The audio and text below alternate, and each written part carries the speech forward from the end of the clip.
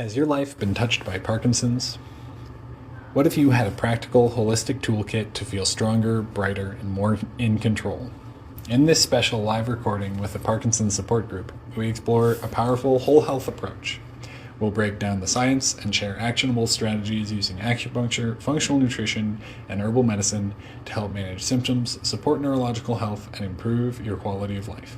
Whether you are newly diagnosed or a longtime supporter on this journey, this episode will give you empowering steps to live well with Parkinson's. Welcome to the Guide to Wellness podcast, your source for practical insights and tools bridging the wisdom of traditional Chinese medicine with the advancements of modern functional medicine, empowering you to live a life of wellness.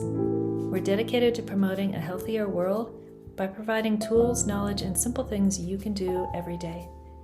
So if you're ready to adopt new health habits and do things differently, then listen and learn here. And if you enjoy what you hear, please share this podcast, leave a review, and follow us for more health and well-being tips. Thanks, everyone. Hello, everyone. I'm Jack, this is Susanna, and we're going to talk to you a little bit about acupuncture and traditional and contemporary takes on herbal medicine, particularly for Parkinson's. Who has a guess on when the first case study of something like Parkinson's was described in the acupuncture literature? BC. Yes, but 1000. not quite. 425 BC. This Dr. Zhong Sung Zheng had a patient with a progressive tremoring and stopping, what you guys are all very familiar with, come into his clinic 2,400 years ago. And he wrote it up as a case study because he thought other physicians could use it. And people have been elaborating on that tradition ever since. But they weren't operating on the same kind of model that we were, right? In 400 BC, they weren't talking about cerebral cortex, basal ganglia, dopamine. We didn't have the microscopy and dissections to do that. So they approached this analogically. They said, we see wind shake trees. We've got a patient coming in here shaking. And they started working through how to help the wind move more smoothly, help the body move more smoothly. And so that is the operational kind of way of engaging that happened in the centuries leading up to now. Whether that sounds absurd or delightful, we've continued that tradition into the modern era, of course. So we are engaging with nerves and brain areas. But that idea of keeping things moving smoothly, keeping your body moving smoothly, holds over. And the ultimate question for me, as a physician, not a scientist, is does it work? And there was a systematic review of Parkinson's studies with acupuncture particularly done in 2022 that included 17 randomized control trials. That's the gold standard for medical research. And all of them showed positive results, not necessarily, everything magically cleared up, but people showing notable improvement, statistically significant improvement. There were 35 studies total, so that includes those 17 randomized control trials, but a variety of other cohort studies and just, smaller studies that they didn't randomize people into test groups. All of them showed benefits either for motor function or depression, constipation, something else in the pattern. A lot of people ask how it works. The short answer is we don't know. It has been working since 2,000 plus years ago, and there's lots of theories bouncing around. There's lots of research on individual things that it does, but we don't have a systematic image yet of all of the reasons that acupuncture does benefit people. We do know some things particularly. These are all things found in research studies. We use electric stimulation on needles. So using a 5 to 15 hertz microamp e-stim protocol, we can actually generate demonstrable dopamine raises in the central nervous system. So Is that part of it? Almost certainly. Is it all of it? Maybe, maybe not.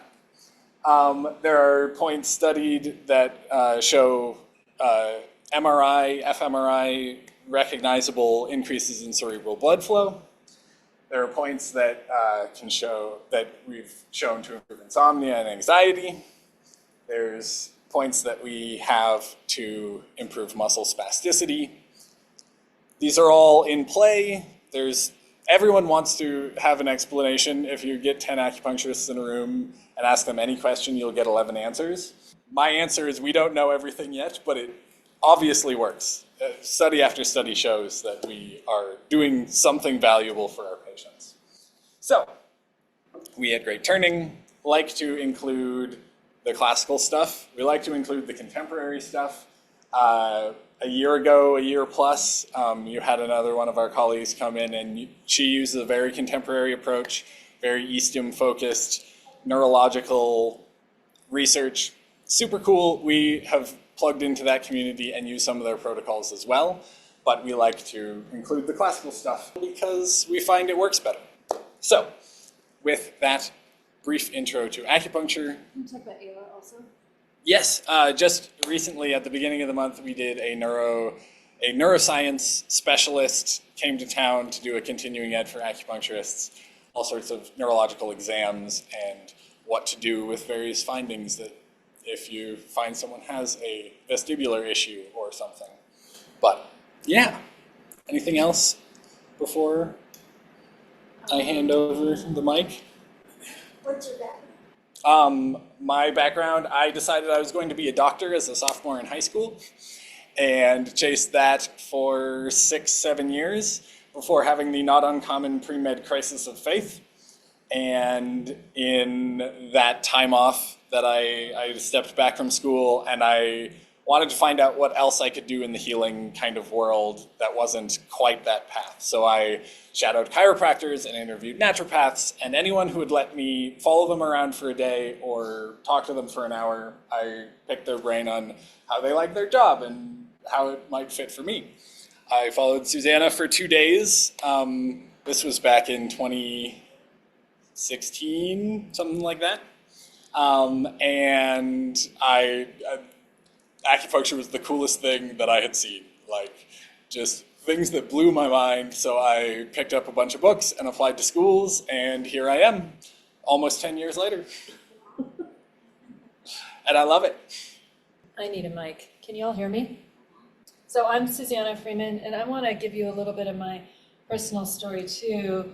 I have been an acupuncturist for 30-something years, and came to it not unlike Jack.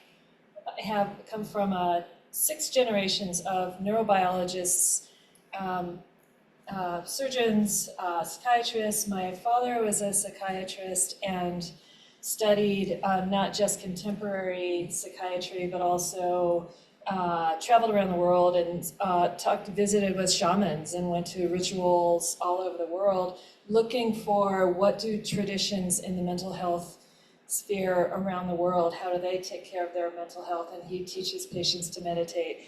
And so we had fabulous conversations, and then he eventually fell off his bike, got a huge concussion, a few years later came down with Lewy body dementia, which is a form of Parkinson's, right? And so it's a tender place in my heart to work with people who have Parkinson's because I have this personal tie to it and watching my dad.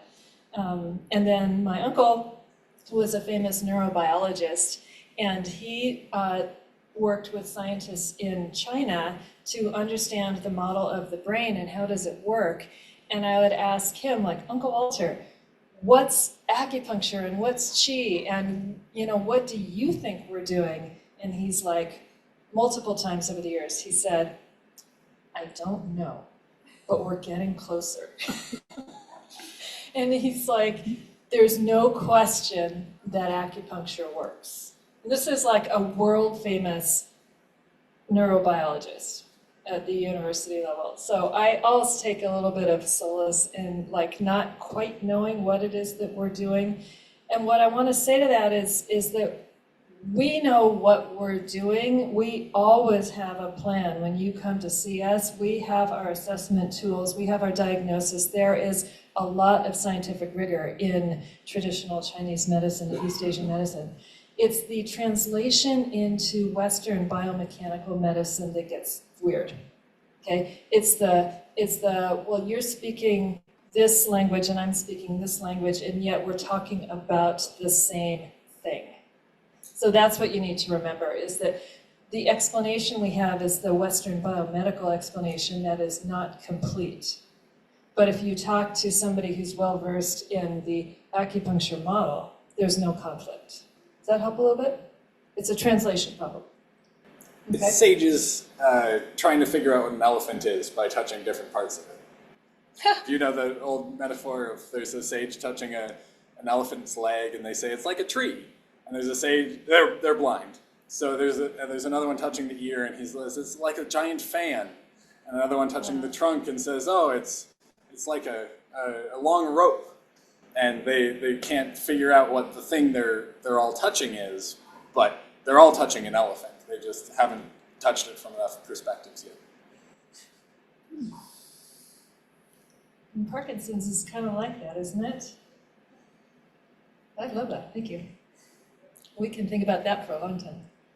So I want to segue from acupuncture into when you come to see an acupuncturist or any provider in the natural health world, we're going to be looking at all of you. And I like to call that a whole health approach.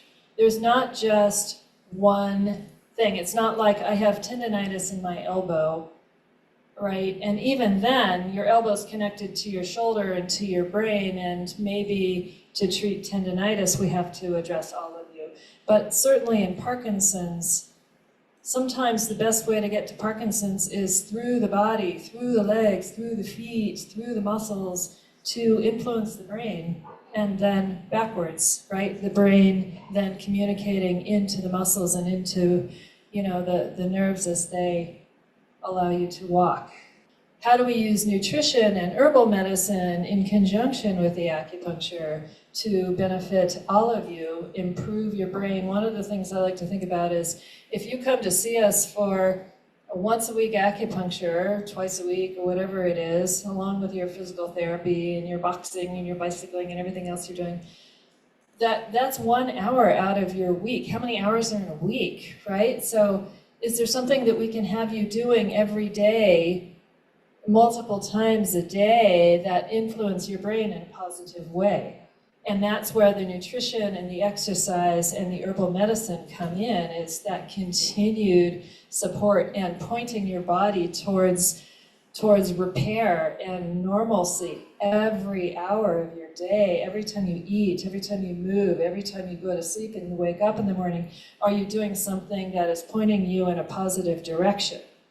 Okay, how is it that are you putting dopamine precursors into your body and eating them and digesting them so that your brain can make this dopamine, right? That's really important. So we want to look at all of you. We want to do acupuncture. We also want to make sure you're eating well, drinking water, doing all these things, how many of you do the boxing? Like a lot of you, right? And what about riding bicycle? There have been some really nice studies on that. Okay, and physical therapy, are y'all doing? Oh, and the rock climbing, thank you for reminding me, yeah. So how many of you are rock climbing? Excellent. And then physical therapy? Hope all of you have a physical therapist you adore. Okay, good. So these are all really important as part of your whole health approach. And I'm gonna chat with you about nutrition and herbal medicine. So functional nutrition is a word that we use it goes a little bit beyond just the food pyramid, right? It's about what are the nutrients that your body needs to perform at its best. And in the case of Parkinson's, I'm going to talk about one thing in particular, which is dopamine.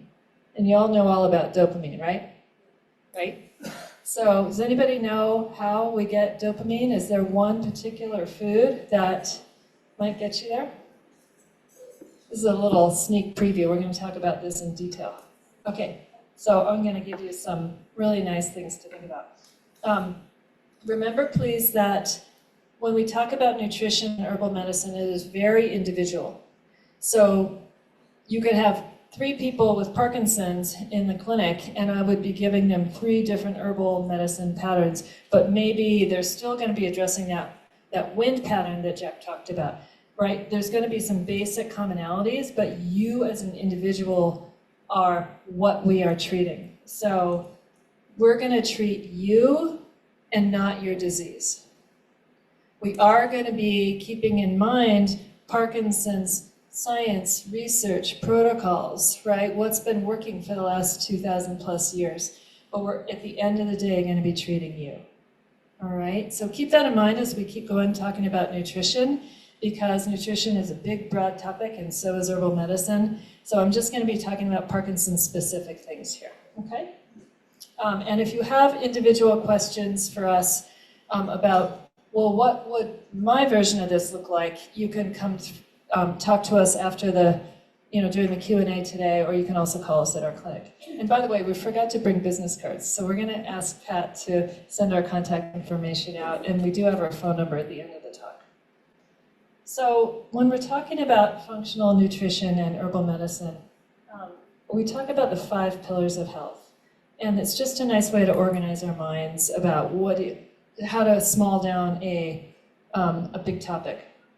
If you'll notice, the 5th one is brain health. And you're all like, well, wait a minute, like brain should be first. So what I mean by that is, first, we need to get your digestive system on track and your ability to detoxify anything that is no longer useful or really shouldn't be there, like a toxin, out. Second, we need to be putting in the good stuff. So that's the functional nutrition pillar.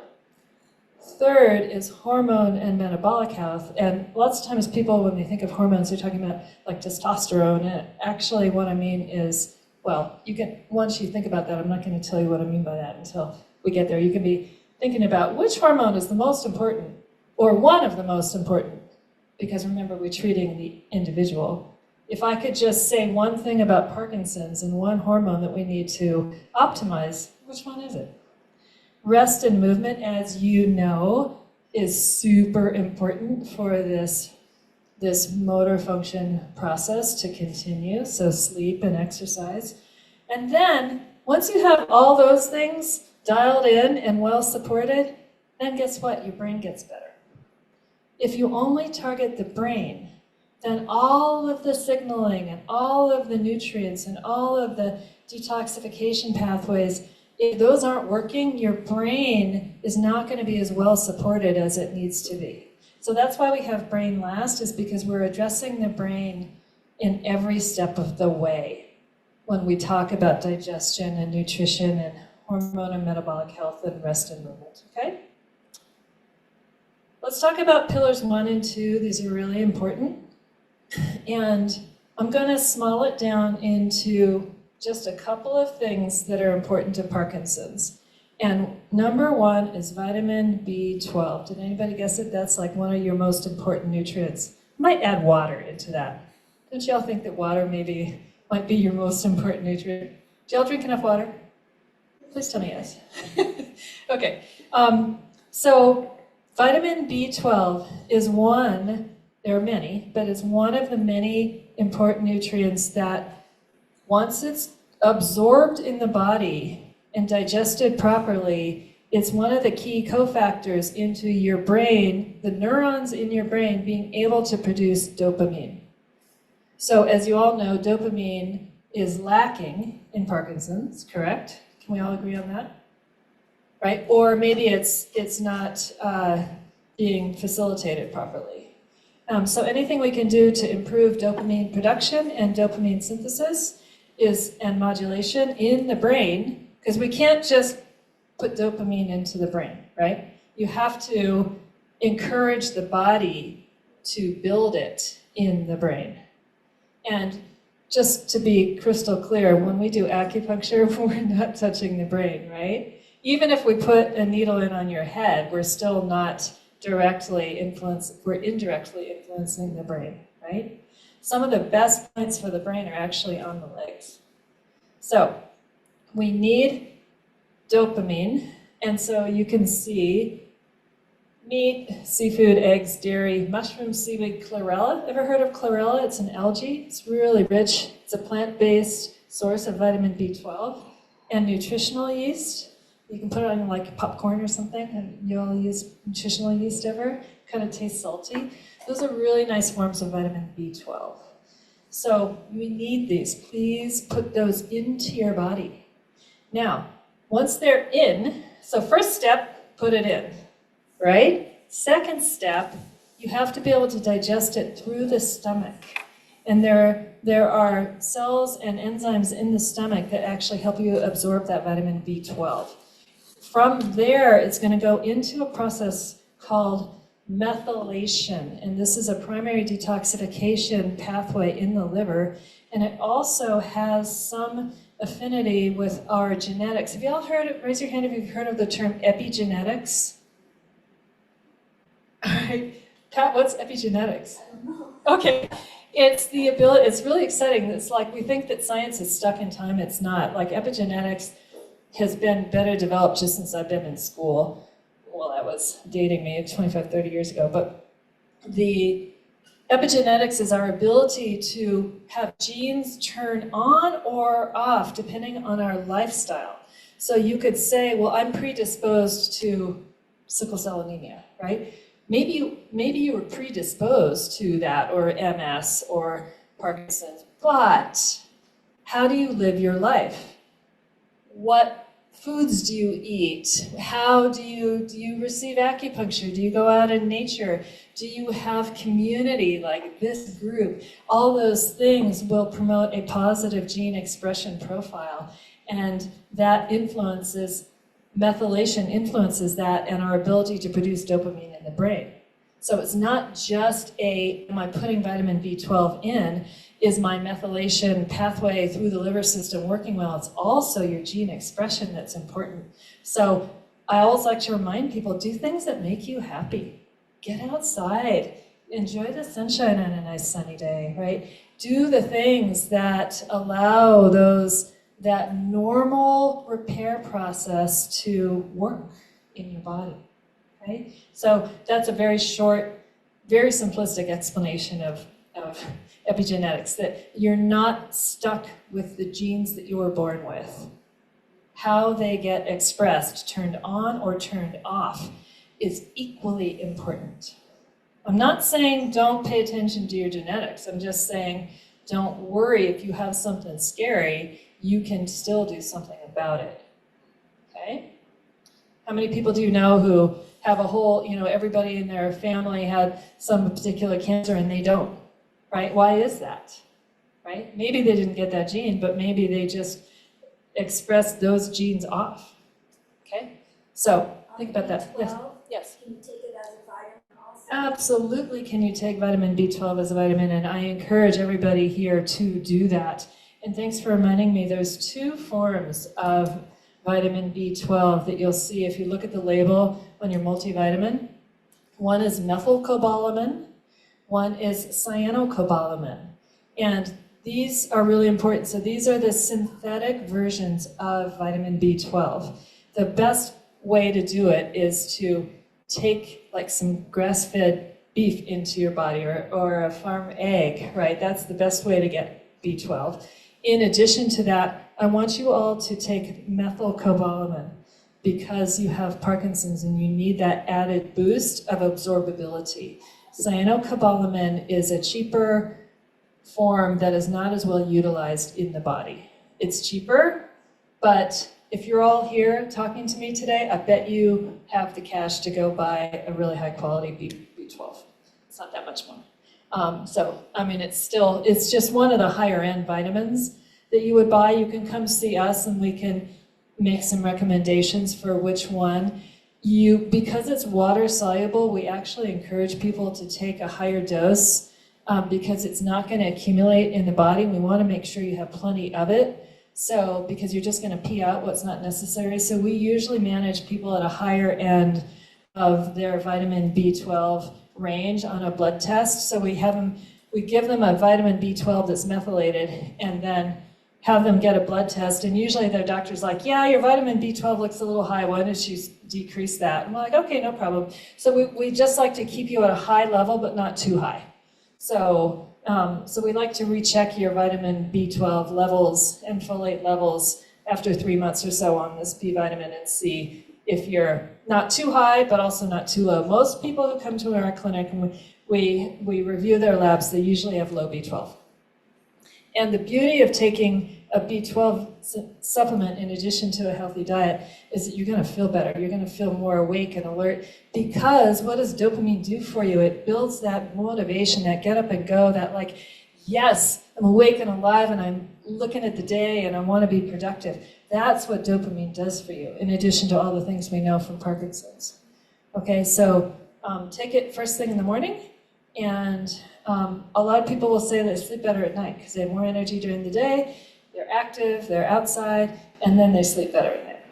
All right? What was the word you said that started with C, cyanocobalamin. Okay, so here's the way I always remember this, and just please know this is not, like, this sounds bad, and it's not what I mean. Cyano kind of sounds like cyanide, right? It's not cyanide, but right? You don't ever want cyanide in your body, especially if you have Parkinson's. Like, heavy metal toxicity is not a friend to Parkinson's. So cyanocobalamin is not cyanide, but it sounds like it. So that's the way you can remember when you're in the grocery store and you're looking at your vitamin B12, you're like, oh, that reminds me of cyanide. I don't want that. I want the other one. You want the one that supports methylation. So it's called methylcobalamin. Okay? So they're both good for you. The methylcobalamin is more absorbable. Okay? Yes? What about vitamin B complex? Yes, vitamin B complex it's all of those B vitamins. So you want, yes, absolutely. I'm focusing right now on Parkinson's specific, but absolutely you want the whole complex. You don't just want B12. And any good, reputable vitamin B complex will have vitamin B12 in it, and then the other cofactors, because you also need B6 and B3 and B1. You need all of these. You need folate in order to absorb and utilize that B12 and make that dopamine in your brain. Yes? Isn't the B complex in medicine? Yep. Does the niacin, does a B complex contain niacin? Because niacin is vitamin B3. Yes, it does. So some people are very sensitive to niacin and they can get this flushing response. It's really uncomfortable. So again, find a high quality one, work with your provider on getting the right dose. You don't need a high dose of niacin. Some people need a niacin-free B complex because they're that sensitive. Usually, if that's the case, I'm going to give somebody one that's food-based, and they generally don't have that response because your body, if you're taking it from a food source, it's better utilized. Does that help a little bit? So yes, you always want to tolerate your medicine, right? And if you are one of those individuals that needs a teeny tiny dose of niacin or a different form or none at all, then that's what you do, okay? Or somebody else is going to really benefit from a higher dose of niacin. So it's very individual. So the other thing, if we're really talking about digestion and detoxification, well, let me focus a little bit more on methylation actually before I go on to the next one. So methylation, like I said, is this detoxification pathway in the liver system that allows us to get rid of what's no longer useful, but it also is very, very strongly correlated with healthy functioning dopamine pathways in the brain. So, and there's been plenty of studies that show that people with Parkinson's have altered methylation pathways. So anything you can do to support the liver's processing function, the ability to detoxify through the liver, is a nice broad way of thinking how to support methylation. And it's very complicated. We've got some blog posts on our website if you want to listen to those. Can you hear me still? Where I go in detail about methylation because it's so complicated. But the main thing I want you to know is take your B vitamins. Make sure you have a good vitamin B12. Eat those vitamin B12 rich foods. We'll get back to the constipation question in a moment. The foods that help us support methylation pathways are a little different than the foods that are just sources of B12. And the main foods that I want you to be eating to support methylation are those dark green leafy vegetables and the broccoli family plants. So can you think of what some of those might be? Broccoli family, obviously broccoli. Any other ideas? What? You got it. As are well educated. Okay, so cabbage, kale, collards, all of those. Beets are also really good. And any dark green leafy vegetable is going to be good for you in supporting methylation. Okay, just back a minute. We all know that constipation is an early sign of Parkinson's and also a sign of progression of the condition. And also, who wants to be constipated? It doesn't feel good, right? What I want to make sure you understand is that the gut bacteria, right? The bacteria in your gut are signaling into the brain and back. It's a two-way street between the gut and the brain. And bowel health is really important for brain health. Now, we could talk for hours and weeks and years about this, but I just want to focus in on constipation. So if I use the word neurotransmitter, do you all know what I'm talking about? Dopamine is one, serotonin is one, GABA, acetylcholine, these are all important. Norepinephrine is like the cortisol of the brain. So these are all neurochemicals, and the gut bacteria are going to be signaling up into the brain to tell the brain to do something. And if you have a healthy gut microbiome, it's going to be signaling properly so that those dopamine channels and all of the other pathways in the brain that you need functioning well to stay well with Parkinson's, a lot of that signaling is coming from the bacteria in your gut. Did you know that we have more bacterial cells in our bodies than our own cells? Isn't that crazy? We're just these huge hosts to these bacterial colonies all over our body. They're in our mouth, our skin, our gut, they're all over. So, like I said, if you're drinking water and you're pooping every day, pardon me, but let's get down to the basics here. You feel better, you have more energy, you can go to boxing, you can go rock climbing, you can go enjoy time with your grandkids. You can do these things because you have more energy and you feel better. And along the way, you're feeding the bacteria in the gut that are signaling correctly into the brain, and then the brain is signaling back into the body. So eat probiotics, eat prebiotics. Come see us. This is another really good example of where everybody's unique in terms of what they need for prebiotics and probiotics and what type of fiber makes the most sense for you. I want you ultimately getting those things from your food, but this is another example where supplementation can be really, really helpful. And there are very specific probiotics that we give people to support dopamine in the brain because of that signaling, all right? So that's something I can't really tell you about. I mean, Bifido is one of those, but I don't want you to just go run to the store and buy a Bifido. It needs to be something that fits into your body and your protocols. Okay, what was that one hormone that we all need? I don't know, what was it? What's that? Testosterone. Well, but what if you have diabetes? How's your testosterone going to be? If you're hypoglycemic or hyperglycemic, right? So if you have low blood pressure, sugar, or high blood sugar, I'm going to argue that your testosterone may be secondary. I'm not going to say testosterone is not important, and ladies, this is for you. We all need it and make it. So testosterone and cortisols and eventually insulin do ride together, up and down together. However, and if you're very low or very high in testosterone, that will play into the hormone balance. But if your blood sugar kind of like prioritizes everything, it's the primary fuel for your brain, your body, and if it's high, you will get inflammation in the brain, which we all know with Parkinson's is not a good idea to have inflammation in the brain and systemically.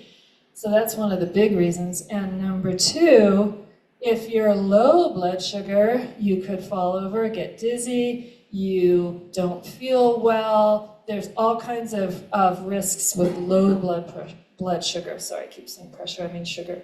So we need all of these hormones in balance. But I'm going to say to you, as speaking to a group of people associated with Parkinson's, whether you have it or not, optimizing and managing a nice, healthy blood sugar is where you begin that conversation. And this is actually true with almost everybody who comes into my clinic, unless they have a known, much more important sort of running the show thyroid imbalance, or maybe it's a menopausal woman whose estrogen is really low, and that's the thing that's driving the show, right? But generally, we start with blood sugar. So I'm not suggesting you don't do anything else. Just make sure your blood sugar's in good shape. Yes? I'm not familiar with the term blood sugar. You're not? Usually low blood pressure or high blood You mean sugar. pressure. Sorry. No, I'm talking So it's, if you eat a candy bar, how do you feel 20 minutes later? What? it's a lot of sugar. That's a lot of sugar. How do you feel in your body? Right? Your heart's probably racing. You probably feel a little sort of high energy, but also maybe a little nervous, or right. And then an hour or two later, you're going to feel really tired. Right? How is it measured? So we can measure blood. This is blood glucose, or blood sugar is just a simple way of putting it. You can do a finger stick, right? Just put a sterile needle, get a drop of blood on your fingertip, and then you can get from the pharmacy, and I actually have a lot of my patients do this. There's a little test strip that's going to measure that little drop of blood and the glucose level in that drop of blood. And you can do this any time of day when you're feeling great and you're like, hey, is this my blood sugar? Or you're feeling really not well, maybe tired, a little dizzy. Do I need to eat? Is my blood sugar low? If you're waking up at 3 in the morning and you're wide awake, is your blood sugar high? And so this is really good information. I can guarantee you all your doctors have been measuring your blood glucose all this time. And if it's consistently high or low, they will be having a conversation with you. So Pat, maybe the reason why you don't know is because your blood pressure is where it needs to be and nobody's ever talked to you about it, right? It's a very important conversation, and generally people start with a blood test to find out, and that's why we want your blood tests fasting overnight, so we know what your baseline is first thing in the morning. We can teach you how to check that when you first get up, so you don't need to get up and go to the lab, and you can just do it at home. And this is something I really like to teach my patients, is how to test their blood sugar. You can also get a little patch that is a monitor that sticks on your arm with a little plastic needle and measures into the interstitial fluids, and will actually give you a running 24/7 readout on your blood glucose. And it will tell you what that apple pie did, or what that steak salad did, and how that last night's sleep was. And this is where testosterone and cortisols come into play if you're stressed. And I know this myself, when I went through menopause and my estrogen dropped, my blood sugar started going up, and I hadn't changed my diet. And all of a sudden, I'd get a a poor night's sleep and my blood sugar would be up. And it was because my cortisols were going up. And so I'm much less willing to get a lousy night's sleep anymore because I know how I'm going to feel the next day and I know it's going to mess with my blood sugar. And so for me, the cortisols and the blood sugar, the insulin influencing the blood sugar, those were going hand in hand. When one goes up, the other goes up, and it wasn't good for me. And so I got the blood sugar monitor and all these things so I could test and find out what am I eating, how am I sleeping, how am I managing all this so that my health markers improve. So I hope that helps a little bit to understand if you get a baseline ask your doctor next time you go visit and get blood work, what is my blood glucose? Right, glucose is the fancy scientific name for sugar in the blood, right? And how is that influencing my brain function? And generally you want to manage your blood sugar nice and steady and low, like on this diagram right here. You can swing some, like after you eat lunch and have one of those lovely cookies over there, but it should drop back down into normal range pretty quick. And you want to not be eating sugar late in the day. You want a nice, steady, low blood sugar through the night, but not so low that your brain wakes you up. It's like, hey, Pat, wake up! Because your blood sugar, if it drops too low, your cortisols are going to kick in to wake you up to tell you to eat, because it's your survival mechanism. Okay? Any questions about that before we move on? All good? Okay. Yeah? Would you repeat again about the cortisols? So cortisol comes from the adrenal glands right here. And there's another neurochemical called norepinephrine that's really important with Parkinson's in the brain that's produced in the brain, but it's a similar cortisol-like function. And so the adrenal glands produce cortisols and a whole bunch of other hormones, but this is the main one. And that's our primary fight or flight stress hormone that helps us respond to stress. So you need it, and you want to have an appropriate cortisol surge when you're walking across the street and a car is about to hit you. You need to be able to run, get out of the way, back off, do something, right? So all the blood goes to your feet, your hands, your brain, your eyes, and it goes away from digestion and repair when your cortisols are high. Insulin comes from the pancreas, and that is what's helping you manage blood sugar in and out of the blood into the tissues. When cortisol is high, it tends to make insulin rise to get more blood sugar into your blood, into the tissues, because you need it available to run from the saber-toothed tiger, or run from the car that's about to hit you, right? So you need that surge of blood sugar, energy, and cortisol to get out of a dicey situation. And then you're supposed to drop back into what's called the parasympathetic nervous system, out of fight or flight, back into rest and repair. Okay, so we need to be able to go back and forth. This is helping a little bit.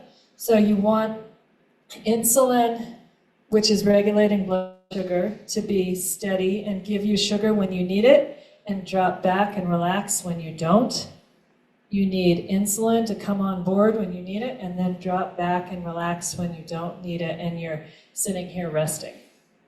Okay? Although some of you are getting sleepy because it's warm in here, so maybe we should like add a little cortisol. I'm just kidding. So if your cortisol and your insulin and your blood sugar, not your insulin, or your insulin, if they're too high for too long, they will produce inflammation. And that can be in the brain, and that can exaggerate Parkinson's. So that's a very simplistic sentence that I just said, so just, don't take it too literally. But the point is, you don't want an inflamed brain when you have a neurological condition. Can we all agree on that? And that elevated blood sugar and elevated cortisols are some of those factors that you want to be playing with. Remember how we talked about we're going to take care of the body in order to get the brain working better. those are two really prominent ways that you can do it, is with managing insulin and blood sugar, managing your cortisols and your stress hormones. Okay, you need them, but not full time. Does that help at all? So that's pillar 3. One of the one of the simplest, easiest ways that we can sort of cover all the bases here that we've talked about so far is a kit called Prolon, Prolon. It's a company. I'm not a part of Prolon. I do sell it in my clinic. It's a 5-day mimicking a fast, and it's moving your body into a semi-fasted state where your body can do a lot of repair, bring your blood sugar down, lose a couple of those extra belly fat pounds you've been carrying around. It actually promotes stem cell activation in the gut, which, as you all know, is how we repair, and you need that with Parkinson's to have those stem cells working properly to help repair and rebuild. And so the primary thing that the Prolon is doing is managing your blood sugar at a very low level, reducing inflammation in the body, reducing some of that visceral fat that is implicated with inflammation, activating your own stem cells in the gut. And it's a beautiful way to just reset. And then once you do that, you're gonna be like, oh wow, I feel much better, much more clear-headed, I have more energy, my mobility is better, and maybe I should do that again. So we often recommend that people do this or something like it a few times a year, or just get in the groove of doing a little bit of this type of eating vegetables, fats, and clean proteins every single day, and limiting your carbohydrates. So I'm not saying no carbohydrate, I'm saying limiting it, okay? So the Prolon is just one way that we can gain a lot of traction with people in a short period of time. Rest and movement. This is the yin and the yang of moving our bodies and sleeping. We know that you're all boxers and rock climbers and bikers and you're walking, and this is super, super important. This gets back to the cortisols, the blood sugar, having the B12 and the dopamine, having energy during the day, feeding your body in a way that nourishes you and nourishes your nerves and your muscles so that you have that nice fluid gait that you need that gets right. So we need the sleep time to repair, and we need the energy and the activity to move our bodies and, frankly, to enjoy our lives. So I know on the way over here, Jack and I were talking about the importance of community and the importance of social time and support. I almost kind of put that into rest and movement because so many of you like exercise together, and I almost want to put that into like social time. It's so important to be moving your body, to be hanging out and being social with friends and comrades, and then it's time at night to turn it off and just allow yourself to rest, and that's when your body does all the repair that it needs.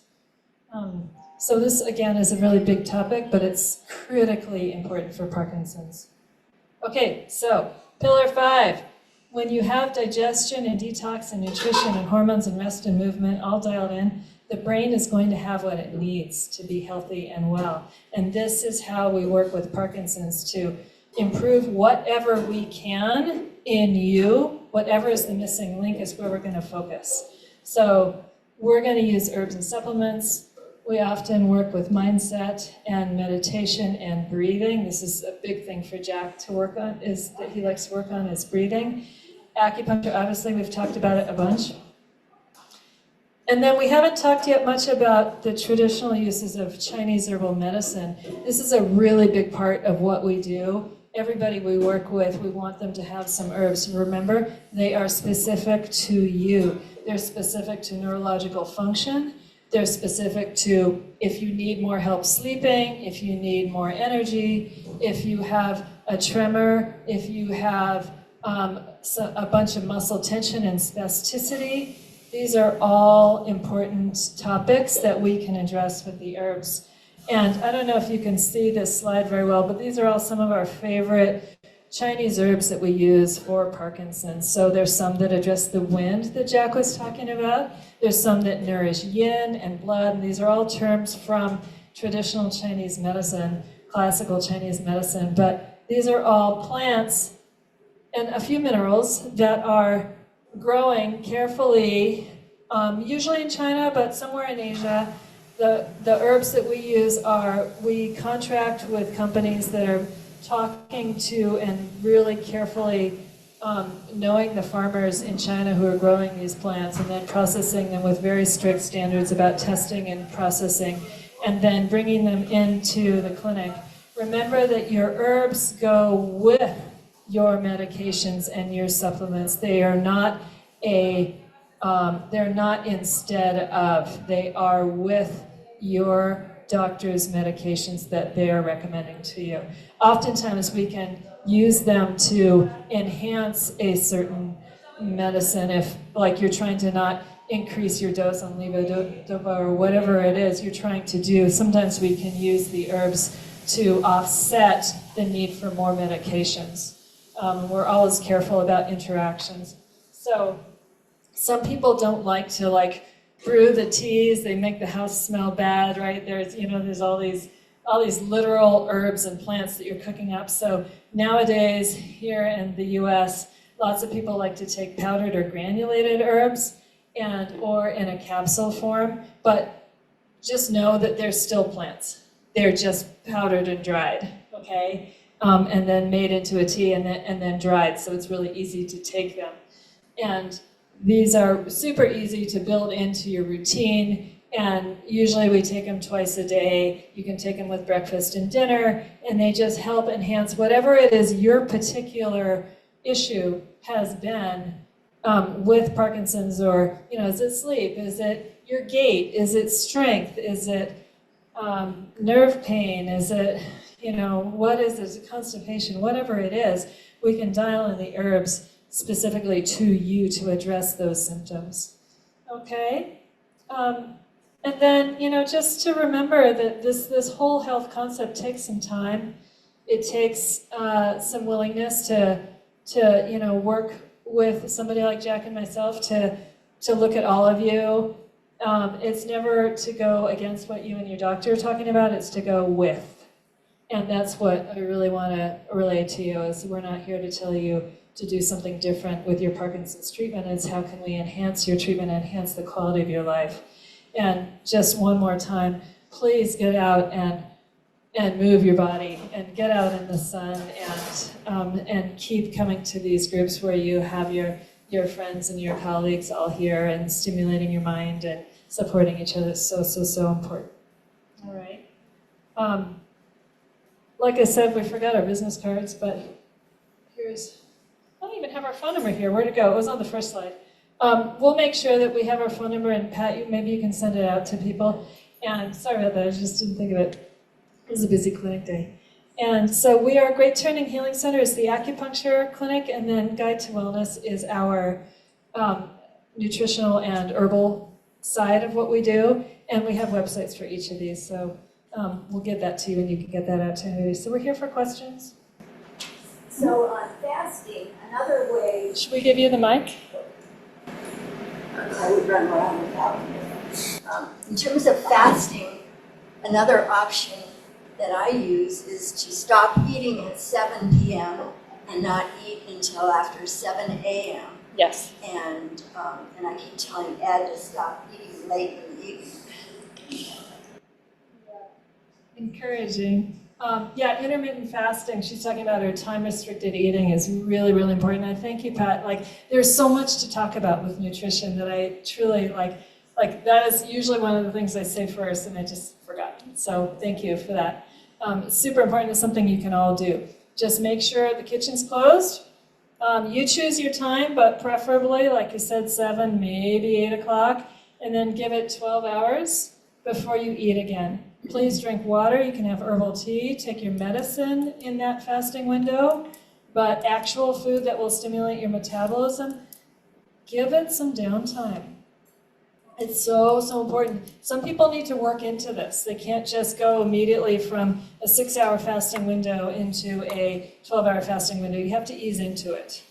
That's really important. And come talk to us if you want more help with that. On water, Dr. Pizzini just told Ed at our last meeting that he needs to drink more water. Yep. And he said specifically to drink 32 ounces of water before breakfast and 32 ounces before lunch. And Are you able to do that? That sounds like a lot. It's hard, Yeah. but his kidney results in blood Right. testing Uh-huh. show that he needs some work on kidneys. And I don't know if you mentioned anything about kidney. I didn't, again, it's such a broad topic, we have to, I didn't want to just put you all to sleep. I see Dr. Pizzini too, and one of the things that he said is the same drinking thing, is to not drink anything after 4 o'clock in the afternoon. Yeah, nothing. So I do have to take my pills and stuff. But so I do not drink. I'll have maybe suck on some ice cubes a little bit, but I don't drink anything after 4 o'clock in the afternoon. And that's partly because I was getting up so many times to use the restroom. I wasn't sleepy, and then I was going to fall and all that stuff. And that's a kidney specific or a sleep specific recommendation, A sleep not specific. Yeah, so, No.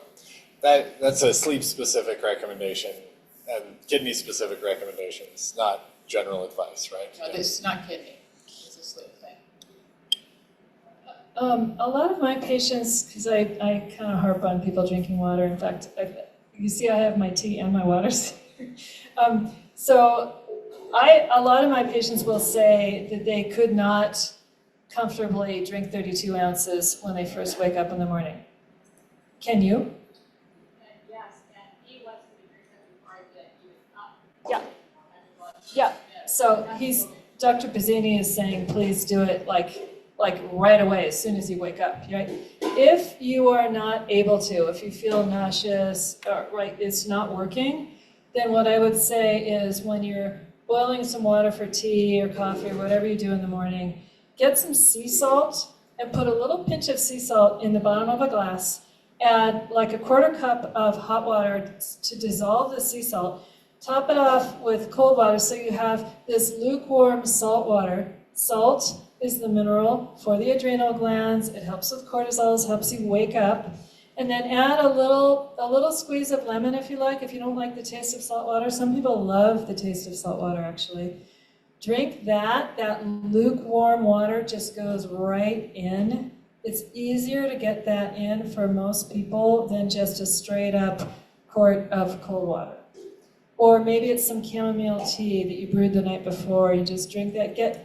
Get a little bit of warm, salty water into your body first. And then I think what will happen is that you'll get to that 32 ounces pretty quickly. And then fill up your water bottle. Finish it before lunch. Fill up your water bottle again. Finish it before 4 o'clock. And then you're going to get to your 64. Okay? It's super important. Yes? Does saccharin or any of the artificial sweeteners have a positive or a negative effect? He's asking about artificial sweeteners. Do you want to take that? That's a whole can of worms. If your primary problem is blood sugar related or you're working in that kind of realm, it can be super helpful. There's some debate on how well that, or how that impacts that methylation and detox process in your liver. So they are sugar alcohols. That doesn't mean they function just like alcohol, but they do need to be detoxed to some degree or other. Research is still working on what exactly that is, so I would say handle with care depending on what you're optimizing for. They can be helpful, they can be a hindrance. Any other comments on sugar alcohols? Some people like the herb stevia. It kind of has a strong licoricey taste, but some people really like it. There's some other low glucose sugars. Monk fruit. There's another one, I'm just blanking on the name. And the other thing I would say is you can also just kind of do the cold turkey thing and just like sugar, refined sugars, cookies, baked goods are really not something I do. And you just don't do it. And it'll be kind of, not fun for a week or so, and then you'll lose your taste for sweets. So try it. Or the other big thing that I've said to many people is, if you're going to eat some ice cream, have it at 3 o'clock in the afternoon. Don't have it at night. Have it during the day and enjoy it. And then go for a walk. And your body will metabolize that sugar much better than if you do it right before you go to sleep. Oh, sorry. Yeah. As Fats, far as proteins. Sugar with protein, yeah, will slow down that blood sugar spike. This is a pragmatic question. Does insurance support your services? So we are in network with every major insurance company except United. That works pretty well for acupuncture depending on your plan. Unfortunately, Medicare tends to get in the way of that. They theoretically will pay for acupuncture for low back pain, but we've yet to talk to anyone who has worked out how to. They have this funny little clause that no other company has, that they need acupuncture billed under the license of a medical doctor. And we've yet to find an acupuncturist medical doctor team that has gotten that to work well. So please talk to your doctor and ask them to hire an acupuncturist, and it will help everybody. Yep. As far as drinking water, the container, they're talking about microplastics when you get plastic bottles. Yep. Or now it's stainless steel. And now I'm seeing where copper bottles are the best. So what With Parkinson's, you do want to limit your exposure to harsh chemicals and plastics and toxins, right? Because back to the liver and that methylation process and inflammation, you want to minimize that. That said, I want you to drink water. Don't get too stuck in the weeds. Like a mason jar works great. What? A mason jar. jar. I mean, we all live in Montana, right? Like, we all have mason jars in our kitchen, right? Right? From, it's canning season. So anyway, go down to the co-op or Target and get a BPA-free, get something as clean as you can get, and then I would say relax and don't worry and drink your water. That's my advice. I just went to Target and I bought a 30 ounce that has a handle on it, and it has a way to suck it out, or you could just take the lid off and pour it out. And it was BPA free, it's made of steel, not aluminum, and that's what Ed is using, so that's a possibility. Yes. Can Can too much water dilute nutrition? Absolutely, yes. But that said, I think most of us are underhydrated, dehydrated, not overly. I know once I was backpacking way up high in the Beartooths, and I was like, I'm going to stay hydrated. And I drank so much water that I got a headache, and it was really miserable. So that's one reason why I'm suggesting that you put a little bit of sea salt into your water. It helps it absorb. It helps give you some minerals to create that sodium water balance that you need. And the old adage, because I'm used to being a mountaineer and spent a lot of time in the mountains, and again, I'm being a little graphic here, but our old adage was clear and copious. You want your pee to be clear and lots of it, right? And if you're waterlogged, I think you're going to know. So you want to drink your water away from meals if all possible. Just have a little bit of water to wash down your meal, and then put all that water before and after, but not during a meal.